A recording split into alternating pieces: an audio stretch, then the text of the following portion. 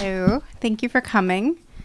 I'm going to skim the introduction, which explains the question that I have been asked quite often over the last 4 years. Why George Washington? It's called The Thigh Men of Dad History. All of the founding fathers have problems.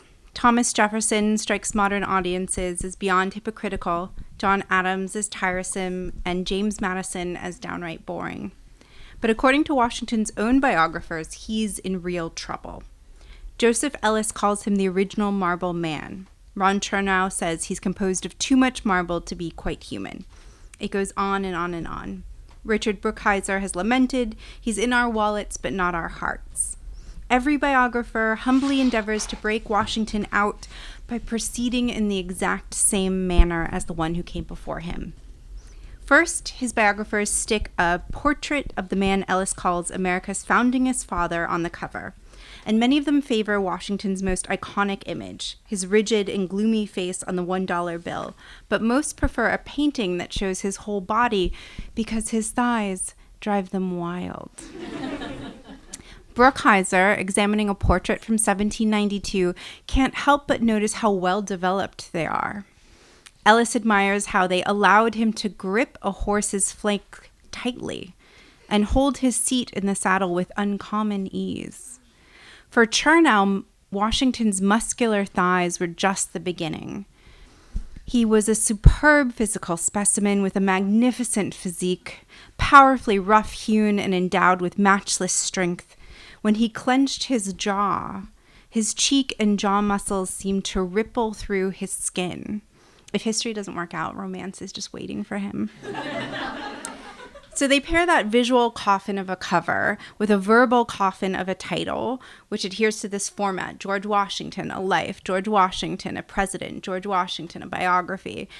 And then maybe there's like a hyperbolic word or two: destiny, power, genius.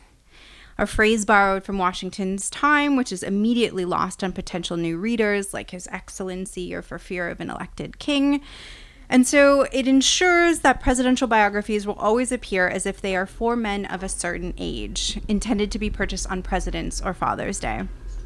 The Thigh Men, as I came to think of these kinds of biographers over the years, are a decidedly size matters crowd. Chernow's book on Washington, which won the Pulitzer Prize, clocks in at almost 1,000 pages, which is a record. In no small part because it takes every opportunity to remind readers that the great general was very, very manly. This seems obvious to me. I won't even review what I review in here because I think it seems obvious to you too. After a while, it begins to feel as if there's something hinky behind these biographers' repetitive insistence on Washington's conspicuous masculinity, because there is. The father of this country was no father, at least not biologically. When Washington married the widow Martha Custis, he became guardian to her 2 children, a son named Jackie, age 4, and a daughter named Patsy, age 2, whom he appears to have loved and treated as if they were his own. And he ended up raising about 10 more children. In a young monarchy-wary America, Washington's lack of heirs gave him a distinct political advantage. This might sound familiar. It comforted people to know that he had no bloodline to preserve, no power-hungry scion to worry about. He didn't avoid the subject of childlessness or wax regretful over it, which suggests it wasn't a source of great tragedy in his life. Yet the Thigh Men are obsessed with it. They spend dozens of pages discussing how it happened and why it doesn't detract from his innate virility, as if that's a preoccupation the rest of us share. In all likelihood, Washington was sterile from an illness in his youth. But even then, the usual culprits just won't do for a man of his towering reputation. They dismiss his sexually transmitted disease. It seems unlikely because of his character. Washington was noticeably attracted to women. We have no evidence of that. But his steely willpower and stern discipline likely overmastered any fugitive impulses to stray. Nothing to suggest that. Perhaps other people think that he was too healthy to suffer from erectile dysfunction. Performance anxiety was apparently out of the question. And he watched his siblings multiply, as well as the animals on the farm, and that left him an understanding of procreative sex. To be fair, Washington did become the nation's foremost mule breeder. Chernow implores readers to look at the right parts. Washington's hands were so large that he wore custom-made gloves, and his feet, of course, were famously huge. This is something you guys all know, right? Even his writing was masculine. After defending Washington, the Thigh men usually turned their sights on Martha, blaming her for the couple's childlessness, even though she had 2 children, and there's absolutely nothing to suggest that she couldn't bear more. When they married, she was in her 20s. So in the end, you begin to wonder why so many pages and articles devoted to something that won't help break Washington out of that marble mold or decode his legacy. For whatever reason, he didn't have biological children. No one seemed to care that much in the 18th century. So why should we? I'm going to skip to a part about his mother, Mary Washington, because for the sort of preoccupation with his manliness, there's also this bias against women where there's just no interest in them, but automatically, they're either awful or they're saints. And Martha is a saint, which I disagree with, and Mary Washington is terrible. So for Chernow, the fact that Mary was already 23 at the time of her marriage may say something about her feisty personality or about Augustine, Washington's father, his hopeful conviction that he could tame her. But Augustine, Washington's father, left nothing to indicate that he harbored such a hopeful conviction, nor does Chernow offer a source. He doesn't need to.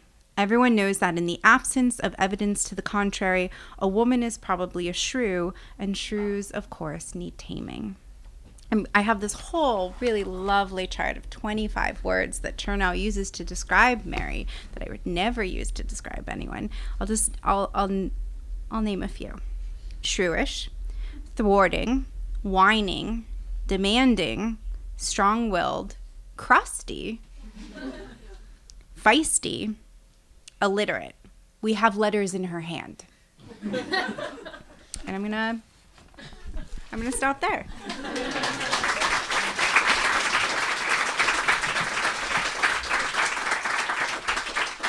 I'm so sad this evening's not you reading to us the whole time. Hold on.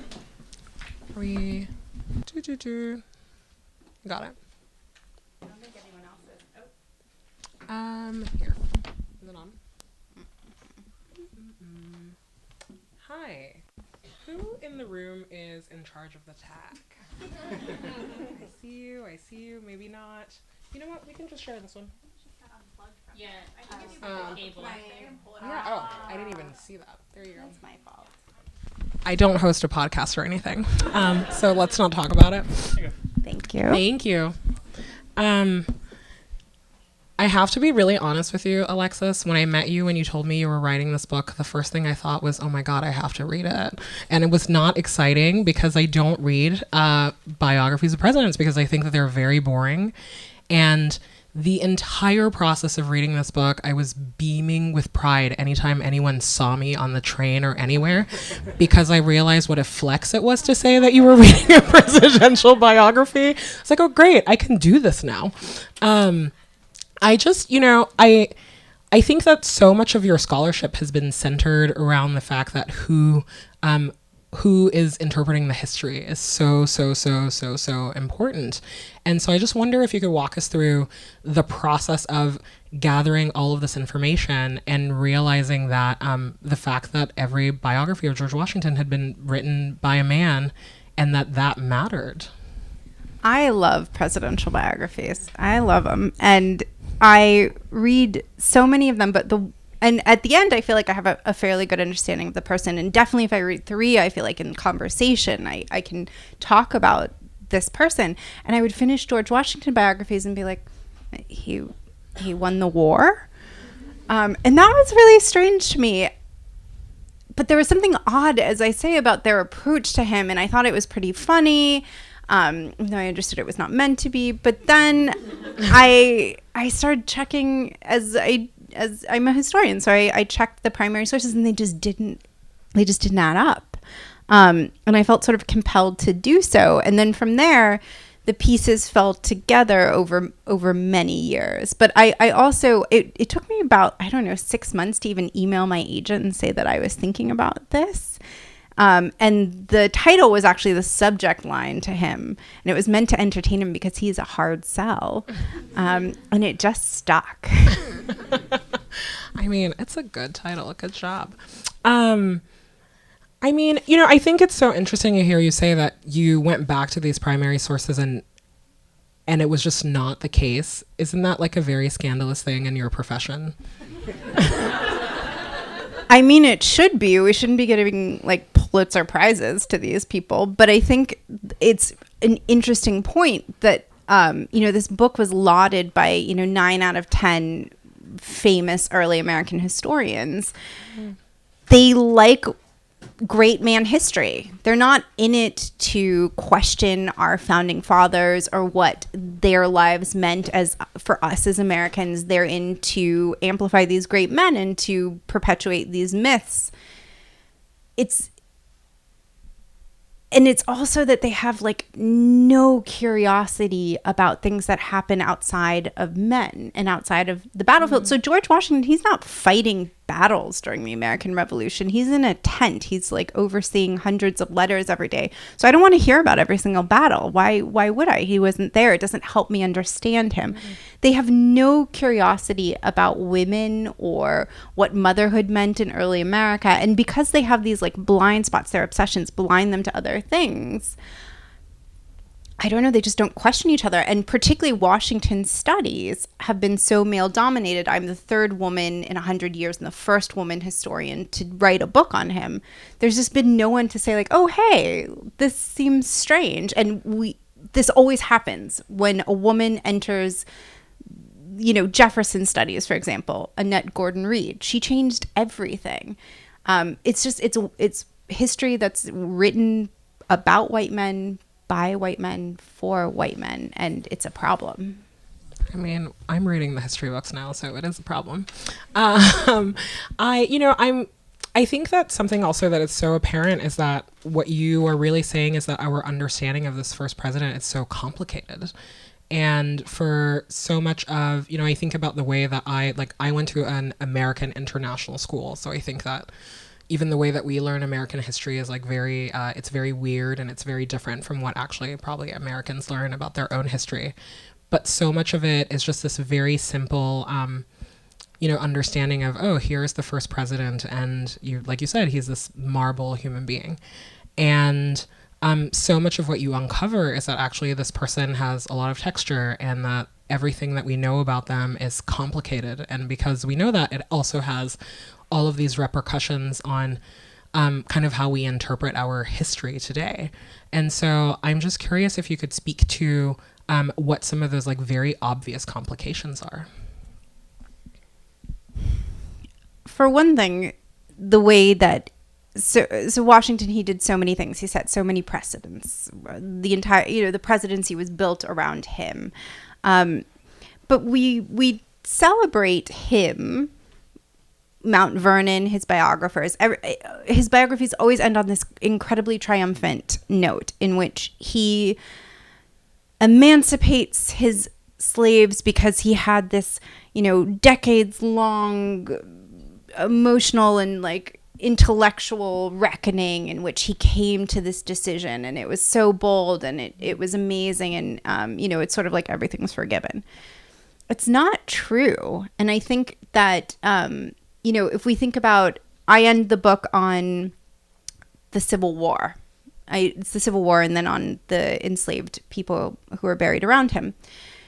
During the Civil War, Union soldiers and Confederate soldiers both came to his tomb and they engraved their initials in it because he meant everything to both of them. They both sides thought that he belonged to them. And I think that's really true. And I also think that had he emancipated his slaves for real and in his lifetime, we might he could have changed everything. He could have changed the entire country. We give Jefferson a really hard time for writing these beautiful words and then living in a way that was hypocritical. But he didn't have the clout that Washington had. Washington really could have changed things, but it was legacy building. It was a move that was meant to, distract from a conversation that could have been unflattering.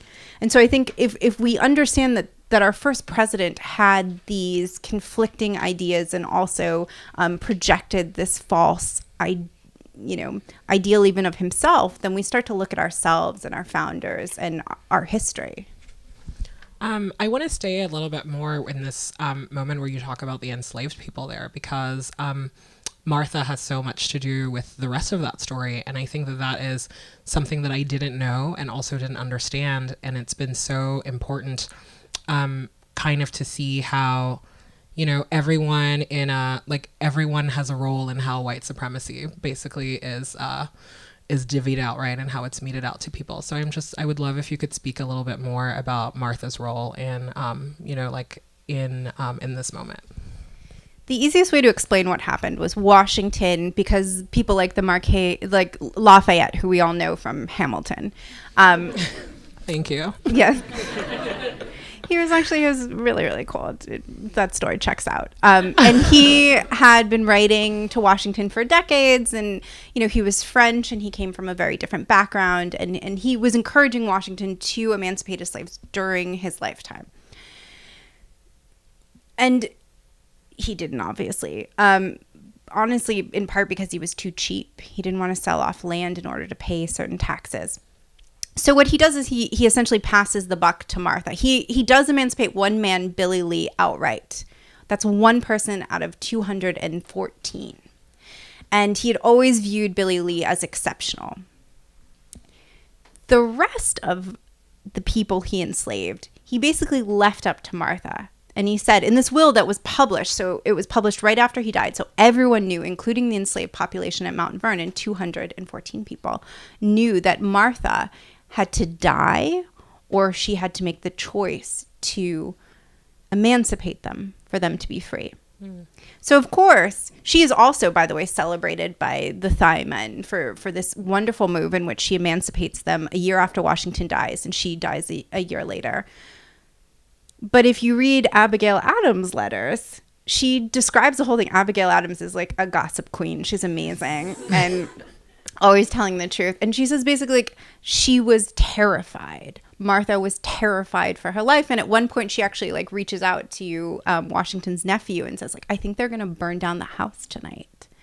And she emancipates, but remember that Martha was married before. She had those two children. She had her own enslaved people, and they had married over the years. So while Washington's enslaved population, they were free to go a year after he died, when Martha died, 120 people were divided among 4 heirs. Families never saw each other again. And she definitely wasn't going to emancipate them. She didn't have the power to emancipate all of them, but the ones that she did, she chose not to. Ona Judge, Never Caught, a great book by Erica Dunbar. That was probably she was a half sibling of Martha. And while we blame Washington for pursuing her, that's true, but he did it repeatedly and he says so. And he doesn't get off the hook here, but he's doing it because he said Martha's so distressed. She can't understand it. She thinks they're like family. Well, Martha was about to give away Ona Judge as a wedding present. That's not what you do when someone is family. I think that she just is built. We imagine her in the bonnet and we think of her as a saint, and she's not. And I think that's really important to remember. I just find it so fascinating because I think that, what was so apparent to me in reading this and in reading so much of what you talk about and the other things that you write is that people can hold different truths at the same time, and that you can be very rigorous about how you tell the truth. And it's okay to let the record speak for itself, but there's so much editorializing that happens because it means something that Martha Washington is not a saint. It means something that George Washington is not a saint. And I'm just I just wonder if you are feeling hopeful that in this, that like who your other colleagues are that you're in conversation with. You've mentioned Erica Dunbar, for example. If you're seeing a shift in how people are metabolizing a lot of this history, and if you feel that it will have a larger impact on our culture. I hope that this is the beginning. I think that women they sort of have double duty here. Mm-hmm. They have to do women's history, reinsert all these women who are dismissed or forgotten, and then they also have to like check men's work. And I think that will happen more and more. There's just so much to do. But what's really interesting is I was sure that Mount Vernon, they requested a copy, George Washington's historic home and forced labor camp. And I was sure that they... I was sure that they requested a copy just for like damage control. They invited me. They're like really excited. Their questions are good. And the questions are really about some of this tough stuff that I feel like they've shied away from. And in part, it's because they are a nonprofit, but they don't take money from the government. And so they get it all from this organization called the Ladies of Mount Vernon, which are basically like the Daughters of the Revolution, but 100 years ago, which means like really, really awful. And I think that they're really excited to actually have this conversation. The thing that's sort of strange that I feel among his biographers is not just this nervousness and this like defensiveness about his manliness, is they're worried about him. They're worried about him getting canceled. They're worried about our conception of him. I'm not worried about George Washington. Like, I pose no threat to him. He's fine. And I also, I'm not saying he's the worst person. I'm not saying we shouldn't study him. We have to. He's integral to our country. But seeing him clearly helps us, and it helps him. I want to switch gears a little bit and go back to the text. Some of the like most amazing stuff in this book are the tables that you have in here. There is a list of disease survived. There is a list of frenemies. There is, from a process question, how do you decide how you are going to present that information to people? In retrospect, I realized that each book that I've written has like a theme and a mood. The first book was written right after I worked at the NYPL in the exhibitions department, and so a lot of it is visual because I do feel like I get to see the coolest things in the archives, and I feel bad for you that you don't. I don't just want to quote them. I want you to see them. I want you to like interact with them the way that I do. So it was more visual. And then with this book, I'm obviously like sort of testing the bounds of presidential biographies. Everything is always stuck in the middle. You know, there are always these portraits. They don't really tell you anything. I wanted people who don't normally read presidential biographies to feel like experts. So at the beginning of the book and the beginning of each chapter and each section, there's something to make you feel that way. There's something to arm you with information. And it's not like I'm giving, but it's also the way I research. And so I'm sort of like being a little bit, I'm showing you that like, yeah, I make a list of frenemies. Why not? I also like, why did George Washington win the war if he lost more battles than he won? There are a lot of answers to that, but one of the reasons is that, you know, if you look at the almost 8 years of the Revolution, if you look at the American general, it's George Washington, George Washington, George Washington, and then you look at the British generals, and it changes almost every year. And I just feel like that's really important. And I can say that in a sentence, or I can just make a chart for you like I made for myself and show it to you. And I just feel like you'll get a lot more out of it. But also just like have some fun with it. So it's a way to alternate between text and to also have asides that might not be totally relevant to what the chapter is about. And then sometimes I'm inviting you to sort of like experience something as I did. So there's a hoe cake recipe, for example. I was told recipes were very 90s for publishing. But I had a point here, which was that I didn't just want to give you a recipe.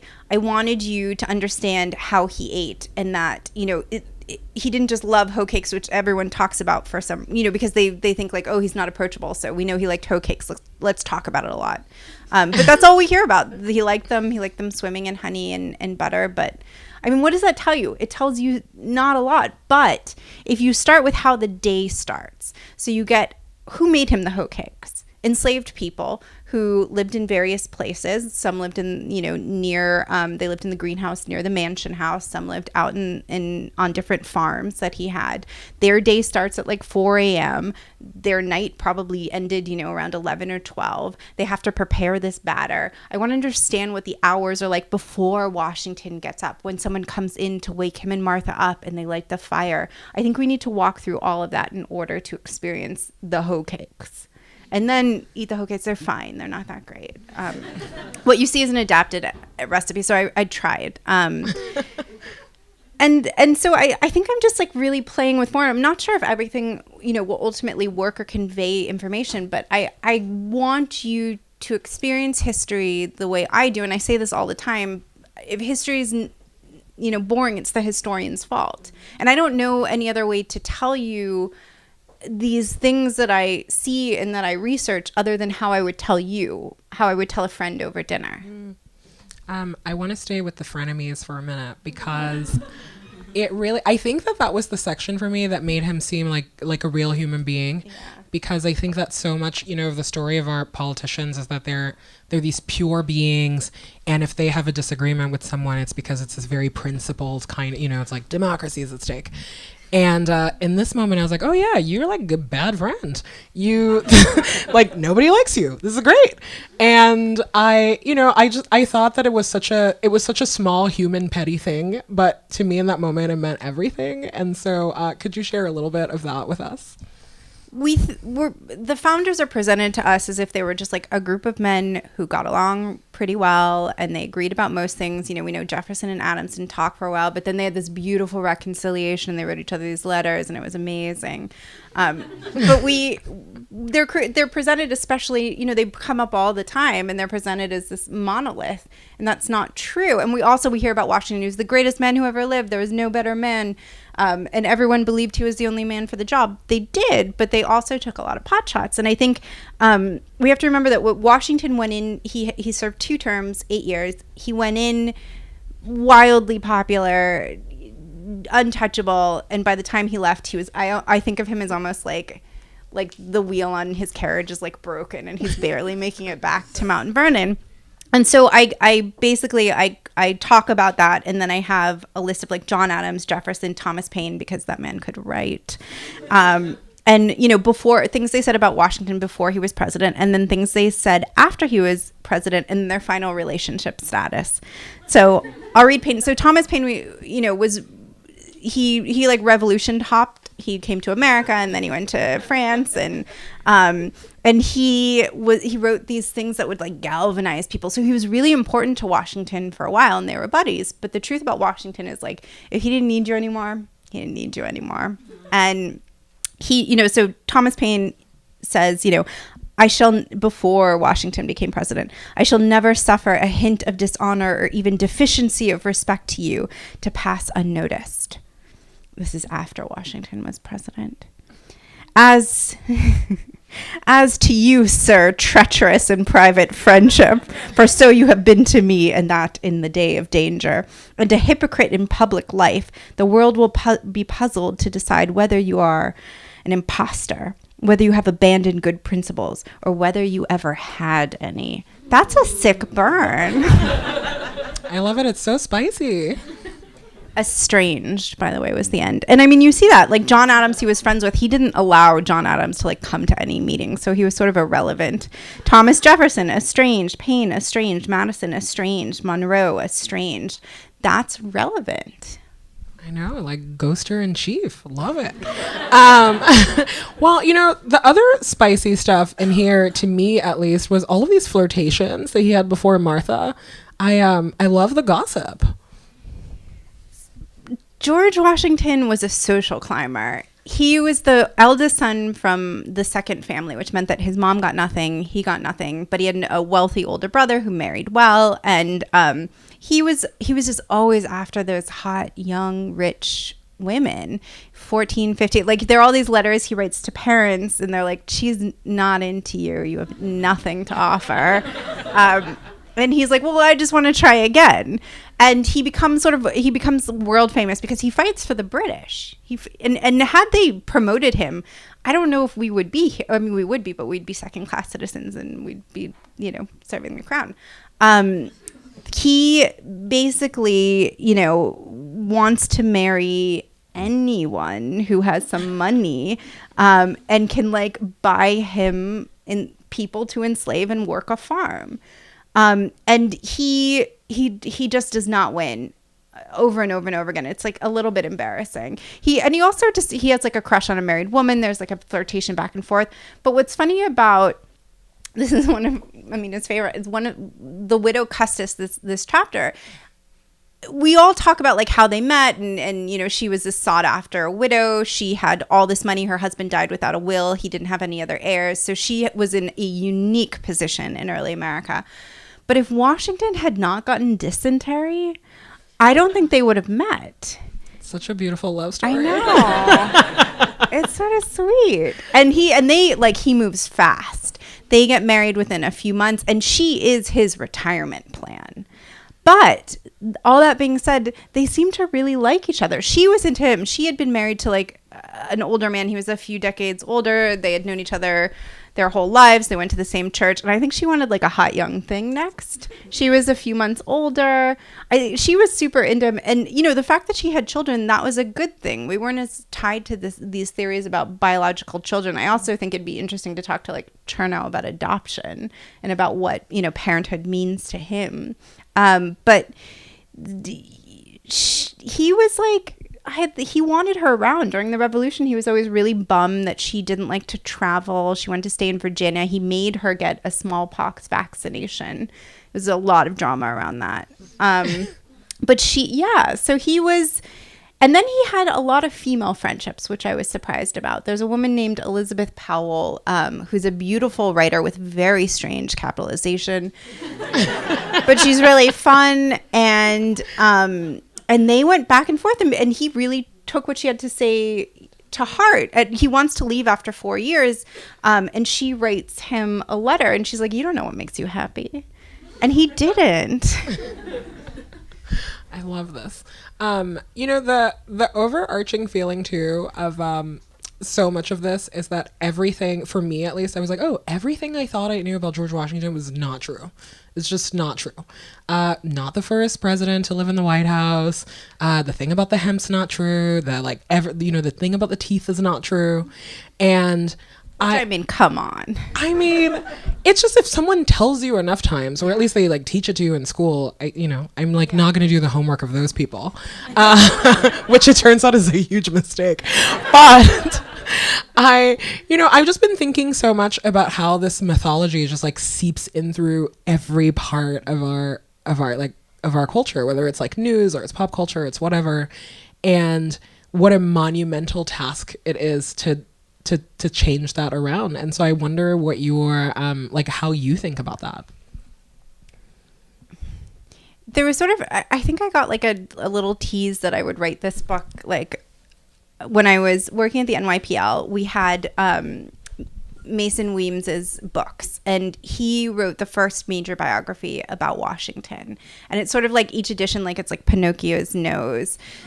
He starts off like he told his publisher it would sell like flax seeds, which were really expensive, and it did. Still. Yeah, I mean it did. It sold like flax seeds.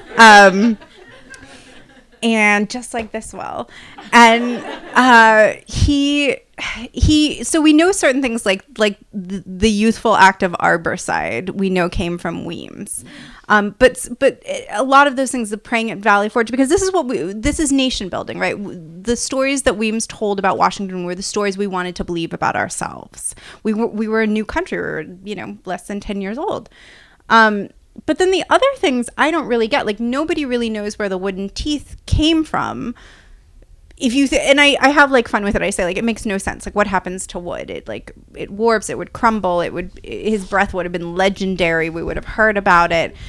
But why do we stop there? We're like, it's funny. It's like he couldn't have had wooden teeth. But we're not taught to think critically about Washington. We're not taught to question, well, what were they made of? And at best, he was a poacher, right? It was walrus, hippopotamus, all of these things. But there were the teeth of enslaved people.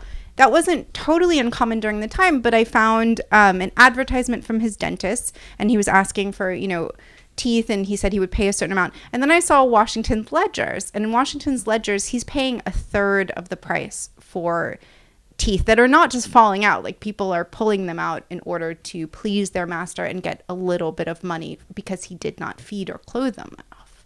And I think that that's a really important lesson too. But no one, we don't hear about this. If you Google wooden teeth, you'll see all these articles start with like, he didn't have wooden teeth, blah, blah, blah. But like, okay, so let's go to the next place. And we just don't. And I think that's a part of the reckoning that I'm after, is like, let's not just talk about the myths that we all know. Let's like ask what they're about, because the myths themselves can be really meaningful.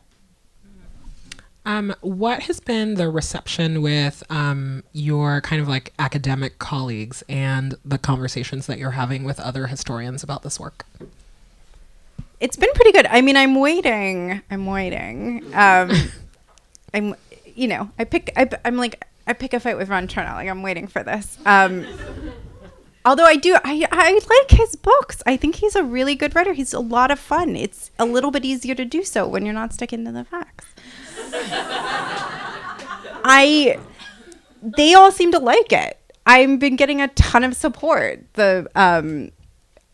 It's been great. And I think that there is this feeling that things need to change, but again, there's so much work to do. So it's been wonderful, and they're really exciting conversations. I was interviewed by Karen Wolfe, who runs this big early American institute, and for Smithsonian. I think it goes up tomorrow, and she had the best questions, and she showed me the book, and it was like littered with Post-its, and she thought it was really exciting and like wanted to talk about biography and all these big ideas. I don't know why people haven't played with it in this way, but I hope that they do going forward. I felt like, I don't know, I didn't worry about it until till it like went to press. But I just wanted to have fun with it. I wanted this was the George Washington biography I wanted to see in the world, and I hope more historians feel that way. I love that. Which president are we doing next? I'm saying it from me, who needs to read more of these books. So I don't know. Both books, while they seem different, I felt compelled to write them. I felt like if I didn't, I was sort of complicit in a lot of myths or silencing of someone. I haven't quite felt that way yet. So I'm sort of still feeling it out. I don't know, but there are a lot of, I'm going to get you guys into Chester A. Arthur. It's going to happen. He had so many pants. He had like 70 pants and 3 shirts. What was that about? Can't wait to Google it later at home. Alexis, thank you so much for writing such a fun and engaging book, and something that is really a call to think more critically about things that we know. And I just feel really lucky that I get to be a reader in a time where you're a writer. So thanks for doing that.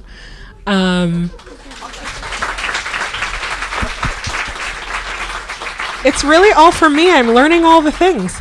We're going to open it up for questions. So if you have a question, please a question, not a comment.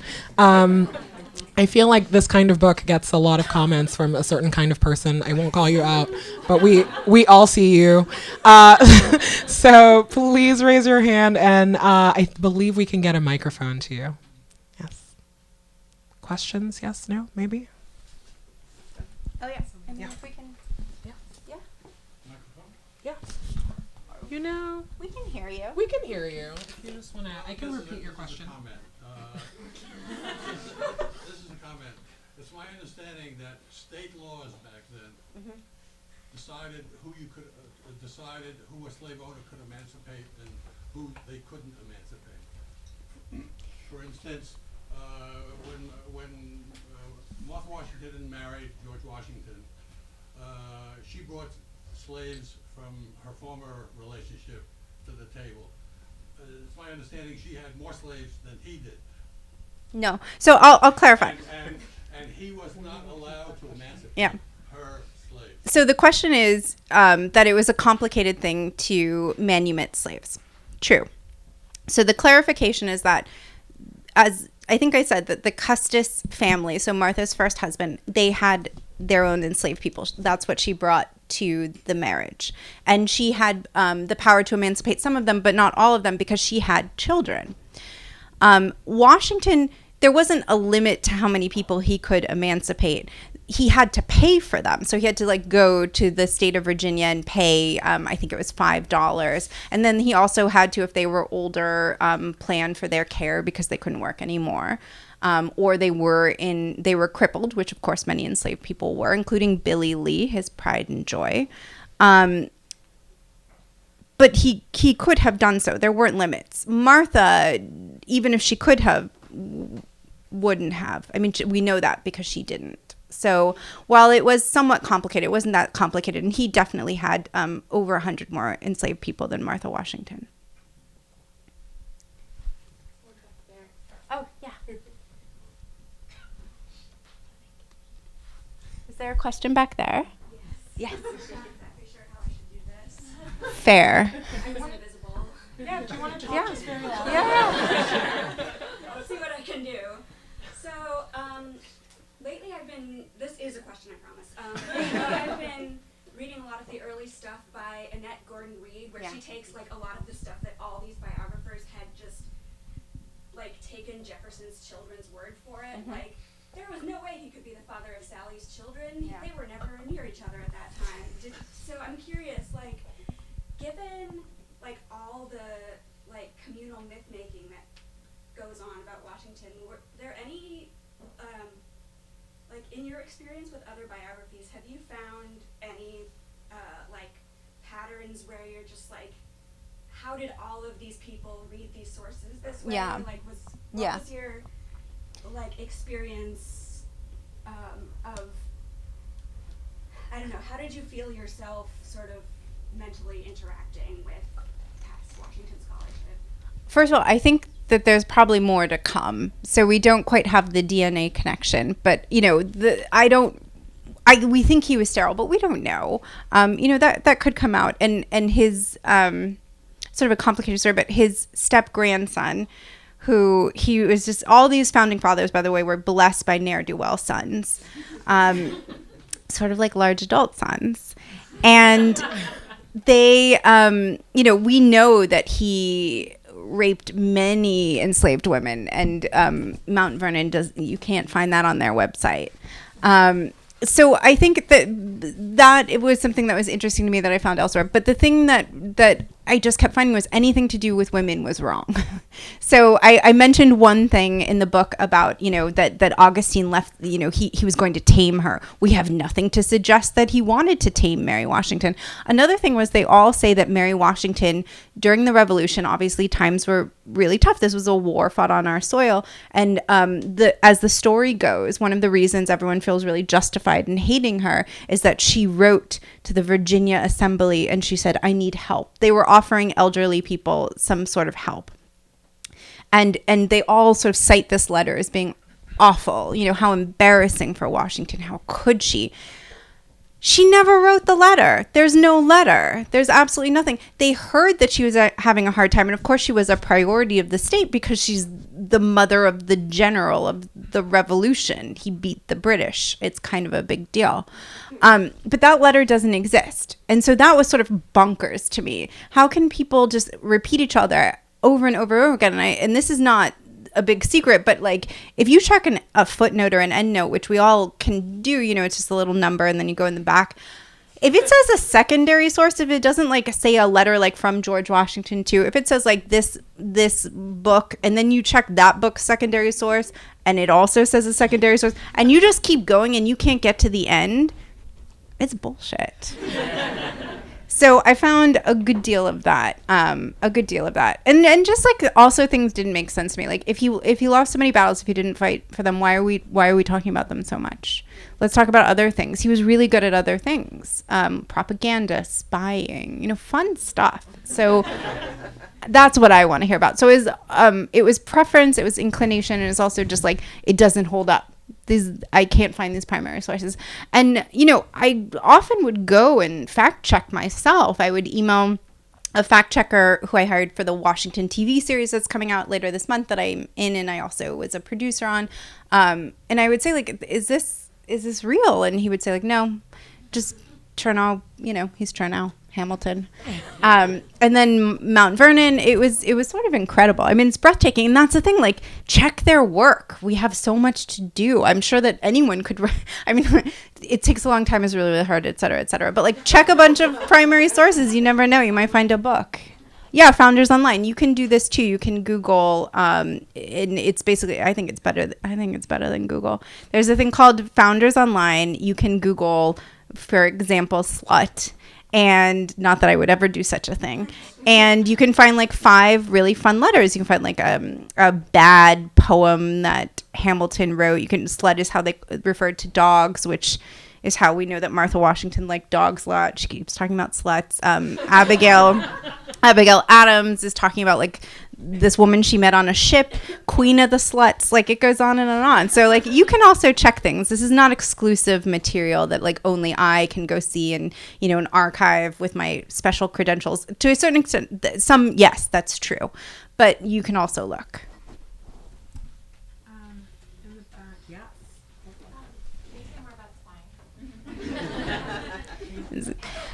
Can you say more about spying? Can you say more about spying? Can I say more about spying? Look, we were, as again, Lin-Manuel Miranda, we were outmanned, we were outgunned. How did we do it?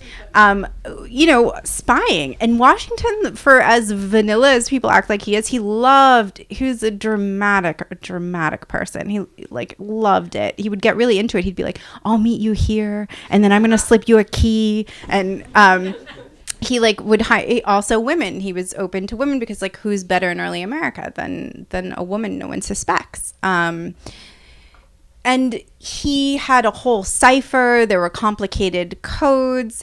People on Long Island Setauket, they would often write to him and there were like a lot of these and thous, and he was like, I don't have time for this. Like, just give me the goods. And it's really always hard to like quantify how effective spying was in a general, end of war way. But there were at least like a few ships and a few like rerouting of things that Washington was able to understand that did help us win Yorktown. So ultimately it was pretty good and also really entertaining. Washington also collected stories about British atrocities. So if there was a rape, he wanted to know about it. And then he would publish it in the congressional records, and then those would sort of make their way around.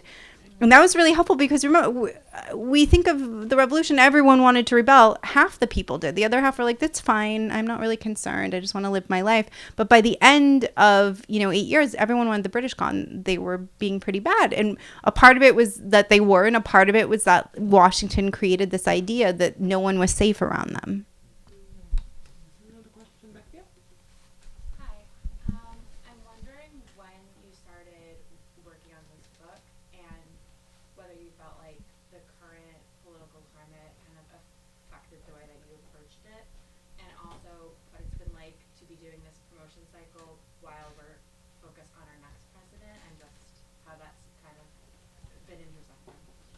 I mean, history is always so relevant. So it was totally unexpected. I guess I started working on it in 2016, 2015. I was working on Presidents Are People Too, and that's when I started becoming sort of frustrated with Washington biographies. I liked all the rest, or I had problems with it, but they were basically fine. And then these were just like mirror images. I almost felt like everyone took a vow, like, I will do it this way. I will not, deviate from this plan. I was at Mount Vernon at a symposium the weekend before the election. And it was really interesting because there were people there who were talking about Hillary Clinton becoming president like it was a foregone conclusion. And I did, in my mind, I got like a little notebook that said, Madam President, and I was taking notes in it, and I did think like, oh, this is amazing. I'm going to be writing a book about the first president while, living through the first woman president. That didn't happen. It went a little bit differently. And then it was just like, at first everyone wanted to talk about just presidents in general in comparison to Trump. And I think at the 100-day mark, I went on WNYC and I was like, this is it. I can't do it anymore. Because to me, it feels, I don't know, I start to feel like a hack. Like I'm just coming up with things like, oh, it's like Dewey versus Truman. That doesn't help you. Like that doesn't, and I don't need to, you know, it's not important. I don't need to like be commenting on everything. So I would say it's been really, really strange. It's been frightening. I'm watching a lot of precedents that Washington set for all his faults. You know, he had the goal of, ironically, like unifying the country and was against partisanship. So it's been kind of a nightmare.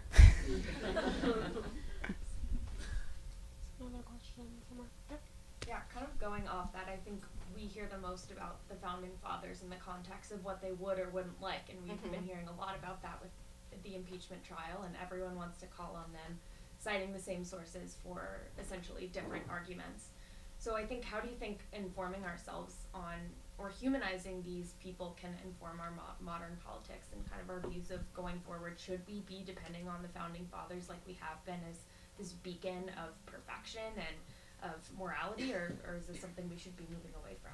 They didn't think that we would regard them that way. They were very self-conscious about how we would judge them.